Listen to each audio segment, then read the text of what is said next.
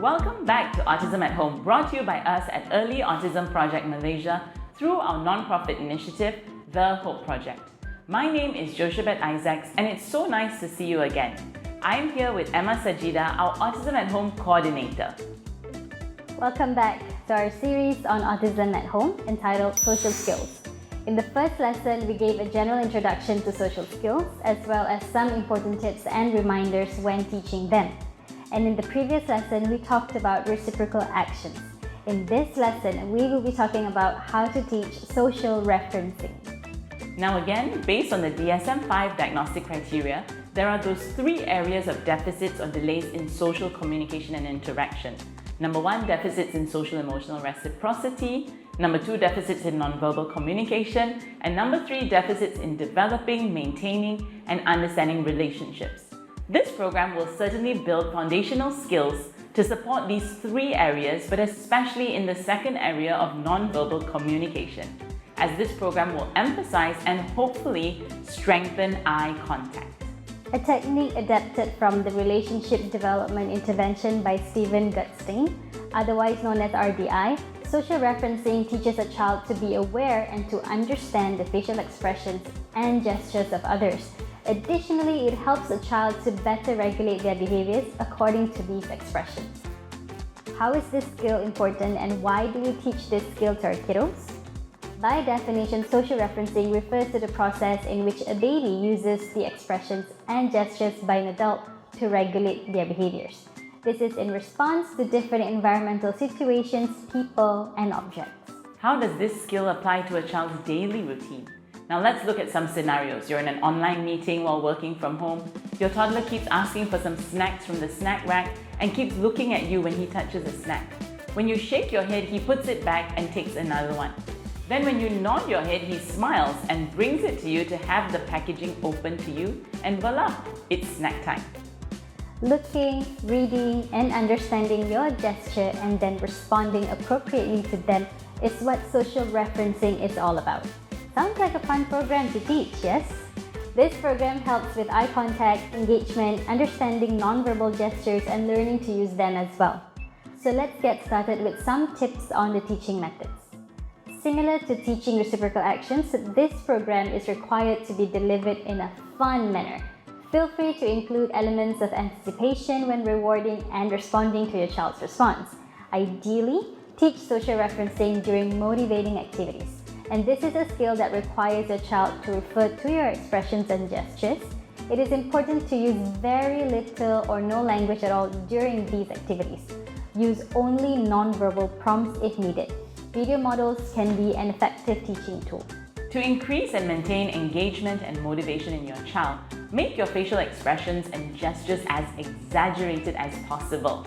Additionally, choose activities that do not involve objects that may compete for your child's attention. So if your child is so into cars, refrain from using these in your activities targeting social referencing.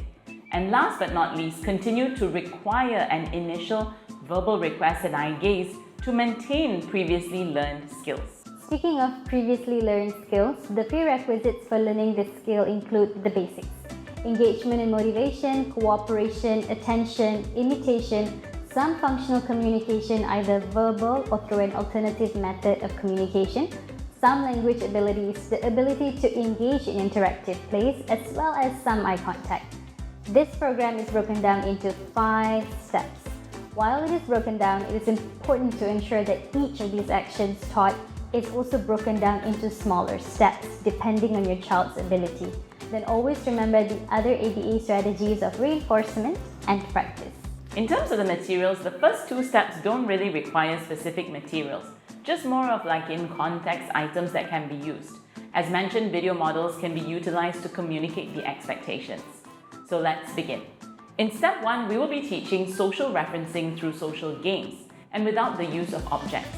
The aim is for your child to learn that your approval comes through your head nodding and happy expressions.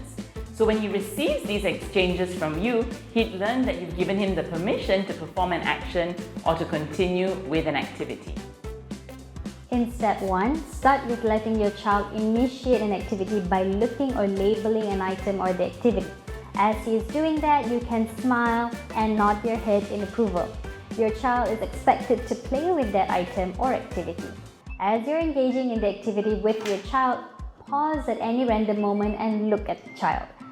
The expectation here is for your child to look at you as a non-verbal manner of finding out why you have stopped the activity. Then when your child looks at you, you can smile and nod your head for your child to know that he can continue with the activity. Some of the suggested non-verbal prompts you can provide to your child are exaggerated gestures, like doing a sharp intake of your breath, or the sound you make when you're surprised, oh, making silly sounds, or repositioning yourself so that your child can reference your face easier. The activities we would suggest at this step are some of the interactive plays like airplane rides, knee rides, and squeezing activities. The list of these activities can be downloaded on our website on autismathome.co.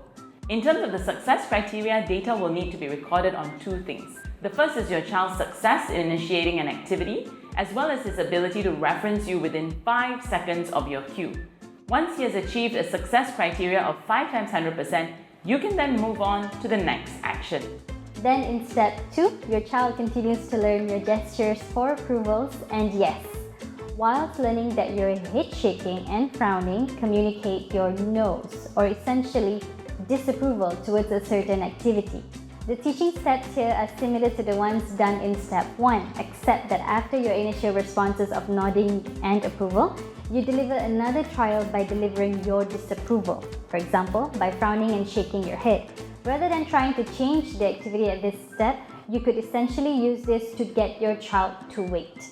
At times, your child may start to nod and you would keep shaking your head and then suddenly nod and pounce for the tickles. This sort of anticipatory play leaves everyone having lots of fun and lots of giggles. The same success criteria of 5 times 100% can be applied in this step too. Step 3 is the exact repetition of step 1, where your child learns your gestures and expressions of approval. Only this time onwards, we will be delivering the practice through activities with objects. The same flow of trials of step 1 is to be repeated here, but with the use of objects. Some of the activities can include hiding a favorite toy under one of 3 cups laid on a table or on the floor, where your approval would refer to the cup which your child can lift and check if the toy is under it. Or maybe even through a colouring activity, where you give approval and nods on the choice of colour pencil or crayon to use. Or through book time, where you would give your nod on whether or not he can flip the page. The success criteria of 5 times 100% can be maintained here too. Then comes step 4, in which you repeat the procedures in step 2, but with the use of objects in your activities. Similar to some of the activities listed in step 3, you can now give your approvals and disapprovals in this step. Again, feel free to download our list of activities from our website and give it a go in teaching your child the skill of social referencing. Now the final step, step 5, will be for your child to have a go at using these non-verbal cues with you instead. So essentially you and your child swap roles and you can go through steps 1 to 4, but with your child being the teacher. Now it's your turn. Check that your child has all the prerequisites to learn social referencing, engagement and motivation, cooperation, attention and imitation, some functional communication, and some language abilities, the ability to engage in interactive play as well as some eye contact. If your child has all these prerequisites, be prepared to teach social referencing. Download the relevant guide and list of suggested activities from our website. Begin teaching. So that's it on today's lesson on social referencing. In the next lesson, we will be talking about gestures. Stay tuned. Also, thank you for your support, and with the amount of interest we have received online, we have actually started providing online services and currently work with clients in other states of Malaysia, New Zealand, Philippines, Singapore, Switzerland, Indonesia, and China as well. So do scan this QR code and get in touch with us for more information. If you haven't already, do check out our free online resource platform, Autism at Home, which has all the corresponding articles and downloadables for you. And don't forget to subscribe to our YouTube channel, follow us on Instagram and Facebook to stay updated. Thank you all for watching, and we will see you soon.